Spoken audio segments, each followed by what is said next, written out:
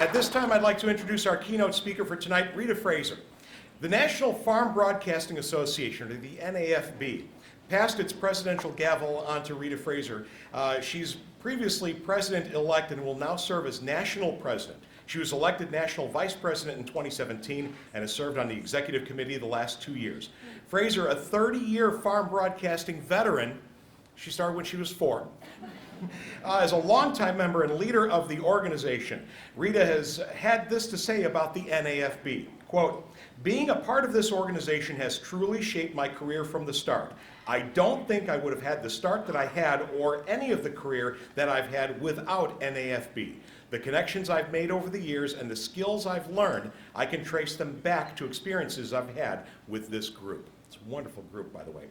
Frazer has served in various leadership positions within the NAFB over the years, including National Vice President, East Region Vice President, Chair of the NAFB Awards Committee, and Chair of the NAFB Liaison with Ag Organizations Committee. Frazer has led the RFD Radio Network for the Illinois Farm Bureau as Director of Network and Audio Services since January of 2015. She joined the RFD team in 2011, first serving as network anchor and broadcast editor.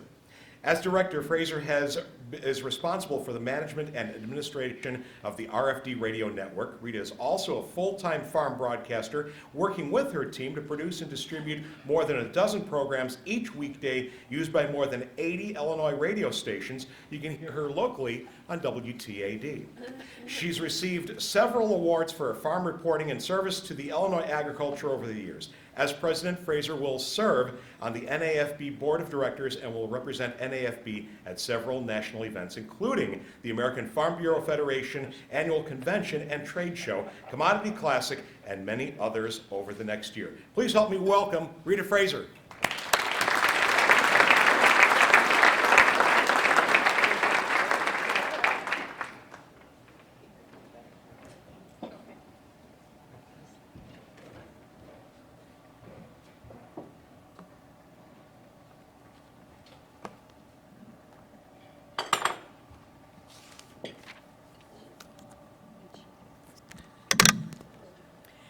I turned 8 in the summer of 1976. It was a very big summer for my family. My oldest sister, Kim, was getting married, and I was getting to play Little League Baseball for the first time. I was excited about both events, but getting to play baseball was especially exciting to me because I was going to get to buy a uniform and a ball glove. That required a trip to Jerseyville, and that meant shopping at a local sporting goods store. Shopping for anything but the necessities was rare. My conservative dad ran our house as if we were one step away from the poorhouse. We were not poor, thankfully, but we were a middle-class farm family. In fact, my mom got a job that summer to help pay for my sister's wedding. She also took cake decorating classes so she could decorate her cake, still one of the most beautiful cakes I can remember. My dad went to town every Saturday morning. His stops included the elevator for feed, the discount house for tobacco, the bank, the grocery store, and an ice cream cone on the way out of Jerseyville. It was called J&J's, and for our family, ice cream was a necessity. So this particular Saturday, we added the sporting goods store on Main Street to our list of shops. I can remember walking into the sporting goods store, seeing the hardwood floors, and my dad asking the clerk for help. My dad was happy that day, and it actually seemed like money was not an issue. So we went to the back of the store to get the uniform. And I can remember even the box that the uniform came in. It was a white box, and it had sort of an official logo on top. So I played for the Dow Little League team, so we needed the white uniform with red trim. We took the uniform 2 sizes too big, because just in case I could grow into it in a few years. But money, again, didn't seem to be an object for this purchase. So we also needed the red stirrup socks and a leather ball glove. It was a great trip to town and during a very special summer. I played outfield that year and became friends with 2 other girls on the team. Those girls were daughters of the 2 coaches, but I struck out as well as the next guy. And actually, I don't remember ever catching a ball. But my dad took me to all of those games that summer. And spending time with him when he wasn't working was great. The county road we took to get home was called Dabbs North Road. It was a dusty gravel road that I had memorized all the bumps and all the fields between the blacktop and our farm. So we went by Kirchner's and Maupin's and Wilman's, my uncle and aunts, Blazes, Dabbs, Grandpa Frazer, the coolest guy ever, Roy Raymond's, and then our farm. Rows of crops, a couple of ponds, houses, barns, cattle, dairy cattle, chickens, dogs. My view from the passenger side of my dad's truck. I believe my gift for asking questions definitely comes from just being a curious person, but also because I've never liked a silent car ride. Still don't. Coming home after June 25th, the day after the Frazer Van Alsdale wedding, was different. Our house seemed quiet, and I'm not sure if my dad ever got over walking my sister down the aisle. Maybe it was because he was giving her away, but also maybe because he had 3 younger daughters he had to go through. I played Little League Baseball for 2 years. I've forever been a tomboy and have become interested in anything that my dad had been interested in. In January, on the 20th day of January 2020, marked my 30th year in radio. That was the making of a farm broadcaster, Chapter 1. My job, I met Mr. Hayward Talley the Saturday after Thanksgiving in 1989. I refer to him as Mr. because he wore a suit and tie to work every day. On the day I met him at the studios on Route 16 outside of Litchfield, it was a weekend, so no tie, still a suit and jacket, the slacks, and a smile as big as the moon. I still remember it so clearly. His attire was only the outside indicator of his generation, that work ethic, the kind generation I like to call, that worked every day except for Sunday, served his country and his community, and opened doors for not just ladies, but for anyone who happened to be behind him walking into the church on Sunday, Rotary, or a school board meeting. A traditional office with a giant desk and 2 chairs across from his view. I must have chosen the lucky seat that day because I had one of the most important conversations of my life. He offered me the job that gave me a career. He was raised on a farm and did the ag reporting in the early years of his radio station, along with his bride and life partner. The 2 covered county fairs and local news, and were among the first radio teams to cover news of the Illinois State Fair, which I love to cover to this day. They knew there was a strong connection between local business and local radio. They built a local radio station that ran on local business, and they believed in service, so much so that the call letters, WSMI, where I started, stands for We Serve Mid-Illinois. I took the job, and local radio is where I grew up and grew in my career, and local agriculture is where I found my passion in life. The first day on the air was like jumping off a cliff. It took years for me to get rid of the butterflies that came before I went off to cover a meeting or do a farm interview. But the job of a local farm broadcaster, it turns out, takes you into people's homes, their tractors, their trucks, and their barns. And just like a great friend or sibling, the local audience gave a lot of leeway to the voice that brings them that daily dose of markets, news, and weather. I was not perfect, not by a long shot, but I woke up with a mission every day. My mission was to keep showing up and to provide information, showing up at the fair, the meetings, covering the events in their children's lives that eventually they accepted me as one of them. So I was no longer a broadcaster that grew up on a farm. I was a member of the ag community. I understood the importance of the information I was delivering for agriculture and for consumers. The job. On a normal Saturday in February of 2005, I went to Walmart in Litchfield and loaded my cart full to the brim. One of the items was a new bathroom scale because I was gaining some weight and I didn't really feel like myself. 2 years after I married my husband Mark, we found out we were going to have a baby. Alexa Grace arrived 2 months early. She was perfect. But meeting the love of my life took me to another level. My renewed passion for life and family taught me about the tough work of the work-home life balance. Also quickly realizing that the listeners in that ag community wanted to know all about my daughter, all about my family, and accepted my family like I accepted theirs for 22 years. Josh St. Peters worked at the RFD Radio Network and reached out to me in the spring of 2008, commissioned me to do the livestock report for the network. A ticket to yet another career boost and a passion boost for me. Getting to know the state's livestock industry was a gift beyond the 5 counties that I covered in mid-Illinois. Those farmer hands that I'd grown up studying, today I was reaching out to shake those hands, and a firm handshake. And that took a long time as well, but showing up and opening my mind and my heart to farmers. Today I work with my partner, DeLoss Yonke. DeLoss Yonke. It's one that they actually thought when we first started was the lost donkey. He's a peach, and we serve 85 stations in the state. We still take a lot of pride in what we do. And believe me, and I think and I hope that all of you feel the same way, radio is still very relevant, and it's the engine that drives farm broadcasting to include other media platforms.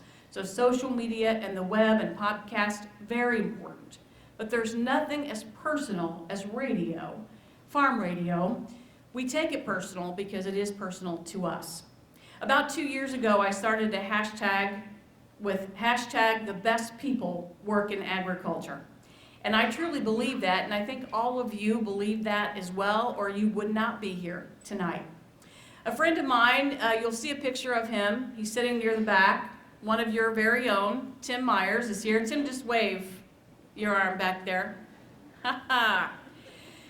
Tim is a great example of the people that are the best that work in the business. He's humble, he's hardworking.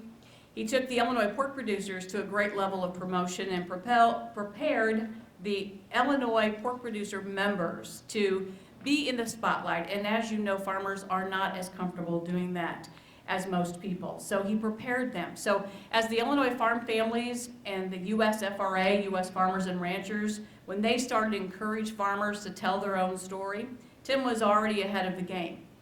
He was the brains behind the Pork Power program, the program that encourages pig farmers to donate animals for processing and for donations to food pantries around the state. And also, he was a part of the staff at Pork Producers when they decided to start conducting livestock barn open houses. Genius.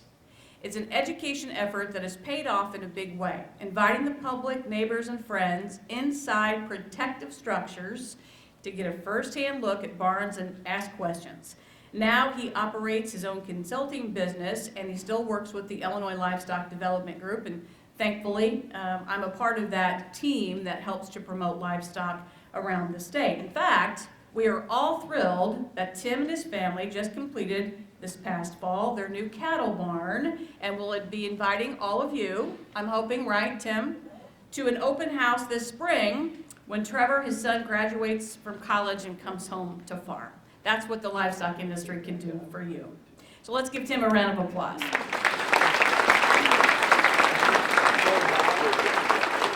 Some of you like numbers. The markets are not what we want to talk about this week for sure, but I do have some more positive numbers just to pass along for those of you living here in Adams County. And Tim, if you have any questions after I talk about these numbers, you can ask Tim afterwards, or if you want to talk about a new barn, he can answer your questions. But they had a 2019 study. It was commissioned by the Decisions Innovation Solutions, and you can get more information on that website. But for Adams County, for example, Adams County Ag supported 7,419 jobs, which accounts for an estimated 18% of total jobs in Adams County in 2019. Adams County quick facts: there are 1,308 farms today. Average size, 365 acres. Here's the big numbers. Market value of crops, $197.3 million. Market value of livestock, $72.1 million. With that, I'm going to, hopefully, we may have to have some more assistance here, but I'm just going to show you some pictures here. I'm going right or left?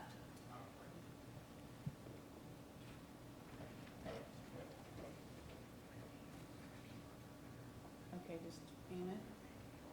Hey. There you go. Okay, so what if I go back one, is the ball picture in here somewhere? So so one of the things that we talked about with Alexa being sort of accepted when I would cover county fairs, this was at a biodiesel event in Troy. And just a little picture there. It's my husband, Mark. We've been married 17 years. Me covering an event at the Illinois State Fair. Can you guys, am I standing right in your row, or can you see? Okay. Okay. So the livestock industry, what I've talked about the boost, that's Merle Snodgrass of Ogle County. He, can you hear me without the mic too? No. So Merle Snodgrass, Ogle County, when I started doing the livestock report, all of a sudden I'm like, every time I'm going, I'm crying.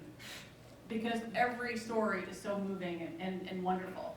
So Merle had a chance, he was actually playing minor league ball for the St. Louis Cardinals.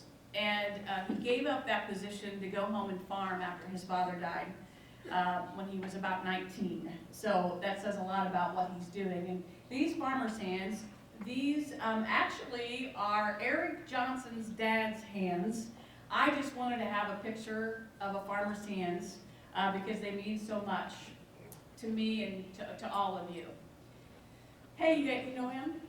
From the Illinois State Fair, of course, DeLoss and I covered just this past summer, and we talked to a lot of the hardworking Illinois Farm Bureau board members. And then when I went to the network, Alan Duran had been there. You heard his voice for years and years. He has since retired, and the gentleman in the orange sweater is your early morning market guy. That's Jim Taylor. We actually started in radio the first year together, 1990. So there's Tim, and that's Jack Kirk. When he was going through his cancer treatments, he's alive and kicking and doing fantastic, but he built a lot of the livestock barns around the state. And you know, these people, I think too, this goes into when I started doing the best people work in agriculture, Orion and Peggy Kay. Peggy was one of the first females doing this job over in Springfield, and she came out of retirement to do some interviews, and one was with Orient. So with my presidency this year, I've had an opportunity to meet a lot of great people. That is your chief of the Natural Resource Conservation Service of the nation, Matt Moore, terrific guy. Steve Fogelson is a Fulton County farmer and a past president of National Cattle and Beef Association. We ran into him in San Antonio. Oh, I was hoping the ball uniform made it in there. But anyway, so there's some pictures. I just want to invite you all to do the hashtag the best people work in ag. And I know you all believe it. I'm going to take a picture of all of you before I leave the stage so that I can add you to my friends list and we can salute you as an ag community. If you haven't recently, and we mentioned it, but try to catch up. Your local radio station, WTAD, we're on from 5 to 6 in the morning. We all miss Jim Dewey in many ways. A great friend and supporter of this area. We appreciate his friendship for all these years. We also support the ag community, the bottom line, and we want to congratulate all of your winners tonight. And remember, the best people really do work in agriculture. Thank you. I'm going to take a picture of you.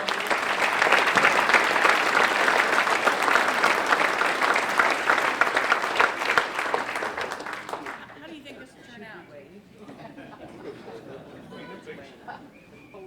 Maybe I'll do like two. Oh, wait. I go back. I'll do this.